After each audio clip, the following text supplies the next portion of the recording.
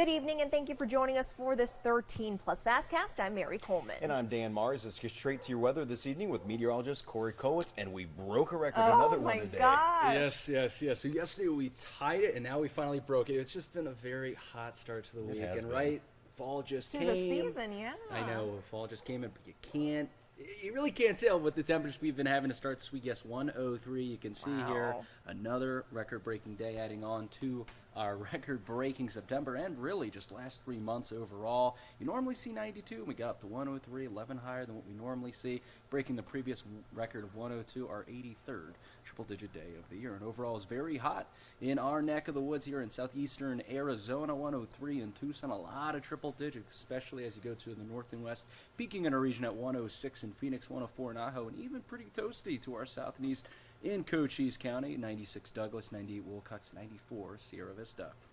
And overall, it's been a historically hot start to the week, right? You average 92, and how about every day being at least 10 degrees hotter than what you normally see this time of the year, with 3 straight triple digits to start your week on Monday, 102. Didn't quite break the record of 104, but yesterday, we tied the record of 104, and today we broke it, 103, with the record being 102. 83rd triple-digit day of the year. And overall, September has been very hot, right? That 87 degrees. We had to start the month a little misleading because since then, we've had 19 out of 27 September days being above average. 5 of them tying or breaking daily records. And one of them, which was back on September 10th, the 111, you see that wasn't just a daily record.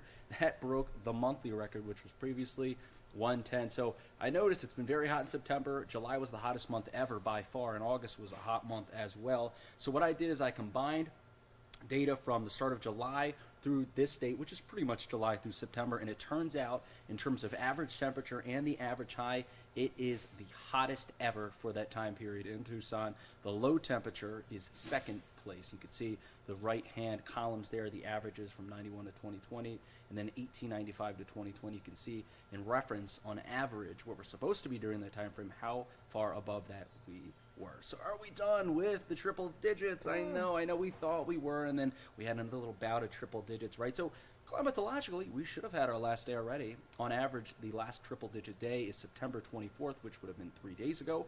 But we've seen triple digits all the way well into October, the latest date being October 16th, where that happened in 2020. Last year, the latest date would have been 2 days ago, would have been September 25th. And the last 100-degree day we've seen was today. So will we see the triple digits again? Well, take a look at this. This is what we have. That heat dome is to our south, elongated to the north, allowing us to be a little bit hotter, but that has continued to shrink in size, and to the south as well, and it continue to do so, shrinking to the south and shrinking in size. That'll make us cooler on Friday, and we will get really cool starting this weekend as a trough looks to dig in. When a trough happens, usually a little bit of weather happens as well, but you can see that rain is going to unfortunately miss Arizona. Looks like there's just a little hole there. It's saying, nope, no rain here. It'll mainly be to our east in New Mexico and west in portions of California and Nevada, so that'll be remaining dry, even though that trough is going to kick in on starting through the weekend, cooling us down, and remaining through early this week. We're going to remain cool.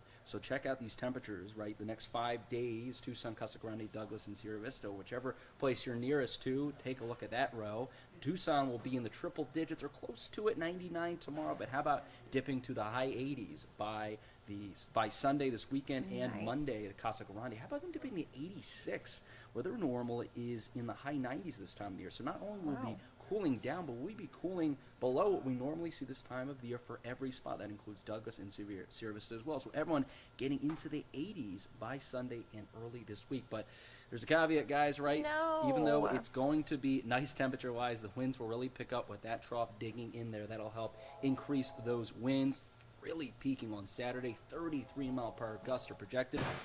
Really takes till mid next week for those winds to calm down for the most part. So here are the hazards from the winds, right? It could enhance fire risks, right? We're not saying that the fire risk is going to be super high, but always, right, when you have those strong winds projected, as well coupled with the dry conditions we're expected, fire risk will be a little bit higher, as well as dust, right? We'll have a little bit more persistent blowing dust, especially considering that it's dry. It'll be a lot easier to pick up the dust and blow it around. So it'll be kind of like storm-induced gusty winds instead. It'll be a little bit lower winds, but they'll be lasting for a bit longer. Also pollen, right? Think about it. We're in peak ragweed season and the winds are blowing. It's going to loft all that into the air and spread it all around. So fire, dust, pollen are all risks. Here are your weekly normal temperatures over the next and alternating every 2 weeks. So every 2 weeks starting now, the high temperature and low temperature will decrease by 4, 5, 6 degrees. So in late September, which is what we have, high 90s are the average high. And what you get towards late November, how about a high in the low 70s? So temperatures on average are going to be projected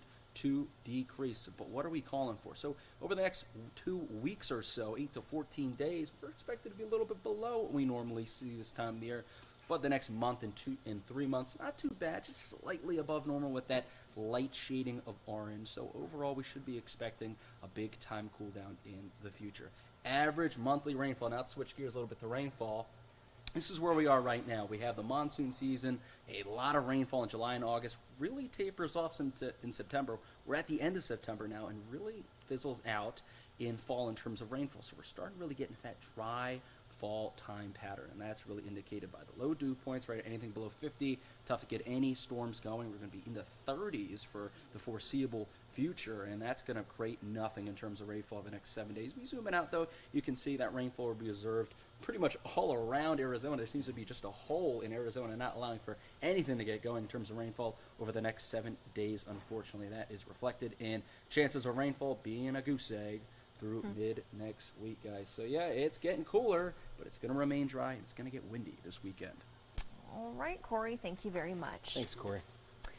And moving on to our news now, President Joe Biden is expected to arrive in Phoenix in about an hour at Sky Harbor International Airport. He's expected to deliver a democracy-focused address that will also pay tribute to the late John McCain, the 2008 Republican presidential candidate who represented the state in the U.S. Senate for more than 3 decades. Yeah, President Biden's speech, which is scheduled for tomorrow and expected in the Phoenix area, will focus on the work that we must do together to strengthen our democracy, he says. The White House said that as well. The remarks will also honor the legacy of John McCain, whose memorial in Hanoi Biden visited earlier this month during his trip to India and Vietnam.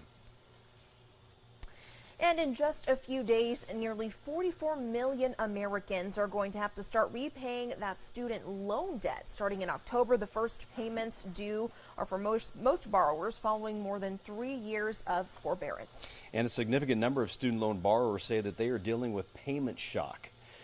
In today's Consumer Watch, a closer look and some tips on how to get back on track and finally pay off that dreaded debt. Student loan payments are back, adding to a growing list of things eating away at Americans' finances. The Consumer Financial Protection Bureau says 1 in 5 people with student loans are likely to struggle once their payments resume in October. So it does feel like a even bigger burden for certain people. So there's kind of like this mix of feelings. And according to a Bankrate survey, nearly a quarter of Americans with student loan debt say borrowing too much for their education is their biggest financial regret. The numbers are so unreal and astronomical that I can't even fathom making a payment. If I had that ability to talk to my younger self, I would have never, ever gone for that law degree. These student loans have been a noose around my neck for 20 years. According to federal education data, the average student loan borrower owes over $37,000, costing on average up to $300 a month. If you have debt, you really want to face it head on and figure out a plan for it. So what can you do now to get a handle on your debt? 1, get your finances in order. See where you can trim down now to handle that additional monthly expense. 2, research and sign up for a repayment plan. So an income-based plan that will make sure that your payment doesn't exceed a certain percentage of what you're making. 3, get back on the bandwagon. Make the necessary adjustments to make one-time payments and avoid delinquencies. For Consumer Watch, I'm Cole Higgins.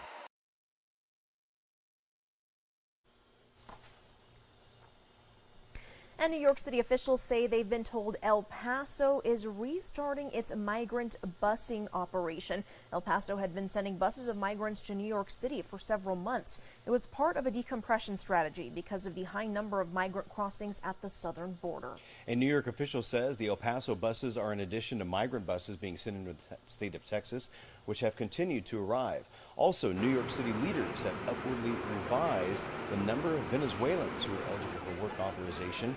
It comes after the Biden administration's extension of temporary protected status for Venezuelans that happened last week.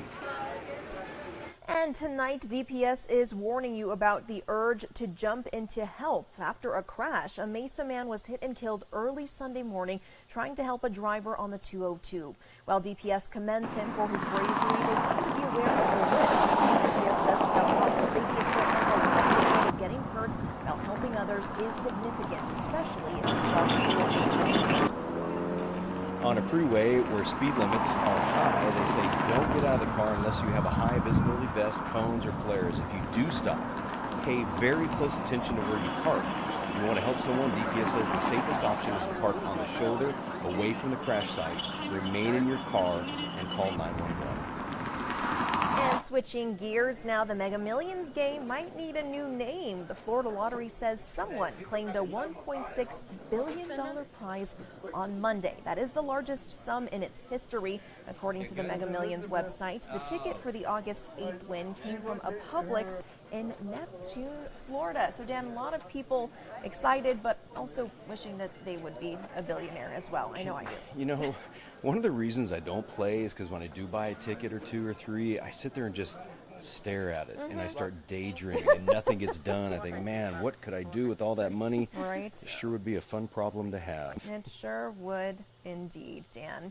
Well, I know you've been tracking President Biden's Air Force One coming to Arizona. Any luck on that? Yeah, he's coming in from San Francisco, and right now, according to the Globe, this is the ADS exchange, he is now flying over the Kofa National Wildlife Refuge. Okay. So that is just south and east of Quartzsite, making his way towards the Phoenix area right now. So President Biden going to be landing in Arizona tonight, and he's going to be here to honor the late Senator John McCain. Yeah, and we'll have all that coverage for you tonight. He's not expected to speak or anything like that, a lot of handshaking, that sort of stuff. But tomorrow he's expected to speak, so we will, of course, bring you the very latest on what comes of that. And we'll see you at 10 o'clock on KOLD 13 News. We will. We will leave you with a live look outside now, overlooking the Tucson Metro. Things are looking pretty good out there.